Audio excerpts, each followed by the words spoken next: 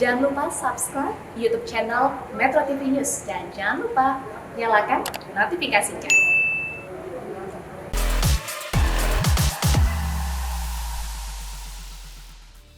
Gaspol. Terima kasih sahabat Dasat, Anda masih bersama kami menjadi Gaspol, Gaspol memang. Tema hari ini yang dibahas mengenai doa sapu jagat untuk membentuk keluarga bermartabat. Sebagai orang tua, terkadang kita lupa dalam mendidik anak. Kita inginnya anak tahu makannya nanti gimana, kita ajarin mereka. Tapi kita lupa untuk menanamkan nilai bagaimana anak takut dengan Tuhannya.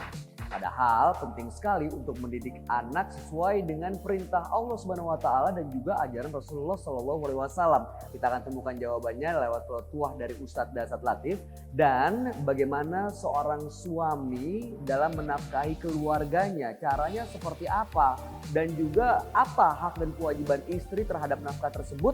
Nanti di sini juga akan ada pertanyaan dari sahabat Dasat yang hadir di sana. Langsung saja kita dengarkan petuah dari Ustadz Dasat Latif tentunya hanya di Gaspol, Gaspol mewah. Sahabat Dasat yang saya hormati, di dunia hasanah punya pasangan yang baik. Yang kedua, punya anak yang soleh dan soleha. Karena memang ternyata kebahagiaan di dunia itu cerminan punya anak. Maka jangan heran ada orang yang rela menghabiskan waktu, tenaga dan uangnya untuk apa? Memiliki anak. Maka anak yang bagaimana yang bisa membahagiakan kita? Tentu anak yang sesuai harapan. Sebaliknya punya anak yang durhaka, itulah nerakanya dunia. Unsur kedua kebahagiaan dalam rumah tangga, surganya dunia Bapak Ibu dapat ketika punya anak yang soleh dan soleha.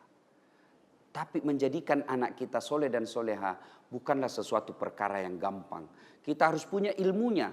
Maka keliru orang tua tidak punya pengetahuan tata cara mendidik dan membesarkan anak. Silahkan buka surah Luqman. Nah, tambahan-tambahan selain dalam surah Luqman itu, satu, kasih nama yang baik. Jangan lagi berkata apa arti sebuah nama. Nama yang baik, nama yang ada doa dan harapan di dalamnya yang seperti dicontohkan oleh para nabi dan sahabat. Lahir anak kasih nama, nak, saya kasih kau nama Khalid. Khalid inilah yang pernah memusuhi Nabi, tapi setelah dia jadi Islam, dialah yang menjadi panglimanya pasukan Islam yang menyebarkan Islam sampai ke benua Asia, benua Eropa. Nih, saya mau kau seperti ini, nak. Lahir anaknya perempuan, kasih lagi nama. Nak, saya kasih kau Khadijah. Siapa Khadijah? Inilah wanita yang sangat dicintai Rasulullah. Meskipun lebih tua dari Rasulullah, tapi inilah Ummul Mukminin, ibunya orang Islam. Saya mau seperti itu, nak. Saya kasih kau nama Lionel Messi, supaya kau jago main bola. Apa mau jago main bola? Nggak ada stadion tak. Kan? Jadi satu, kasih nama yang baik. Dua, berikan makan. Silahkan cari harta, tapi selalu pada patron, selalu pada aturan halalan, thayyiban, wasi'an. Halal, baik, banyak. Allah tidak melarang kita cari nafkah yang banyak. Tidak, cari yang banyak. Tapi dia urutan ketiga. Urutan 1, 2, halal dulu.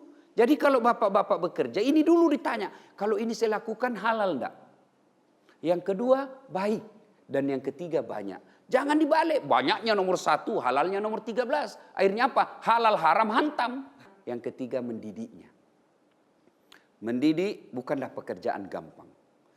Cuma sayang kita terlalu sering khawatir soal nafkahnya anak. Soal isi perutnya anak. Jangan cemas soal itu. Ibrahim alaihissalam, setiap anaknya sudah mulai paham kalimat, maka ditanyanya, anakku, ya bunayya, ma ta'buduna min ba'di. Anakku, kalau saya nanti mati, apa yang kamu sembah, nak? Kau ingat ji Tuhanmu? Kalau mati mak besok, nak sembahyang je kau. Nak, kalau mati mak besok, kau masih mesti berjamaah ke masjid. Itu orang tua yang baik. Kalau yang sekarang ini, bukan itu yang ditanyakan apa? Ya bunayya, ma ta'kuluna min ba'di. Apa kau makan nanti nak kalau mati, Kak? Tidak usah cemas soal isi perut. Kenapa? Perut itu Allah yang ngatur rezeki kita. Maka orang tua yang bijaksana, dia lebih cemas ketika anaknya tidak mengenal Tuhannya dan tidak pernah cemas ketika anaknya tidak ada makan. Nah, sahabat Das'at yang saya muliakan, unsur yang berikutnya yang menjadi surganya dunia adalah punya penghasilan yang berkah. Sebelum kita lanjutkan, mungkin ada yang ingin sharing atau ingin bertanya, silakan. Yang saya mau pertanyakan adalah bagaimana melanjutkan menjadi wanita soleha ataupun istri soleha pada saat suami sudah tidak ada. Ketika suami tidak ada, dalam arti sudah wafat, apakah tidak bisa lagi menjadi istri yang soleha? Jadi istri yang soleha untuk suaminya kan sudah tidak ada, Mi.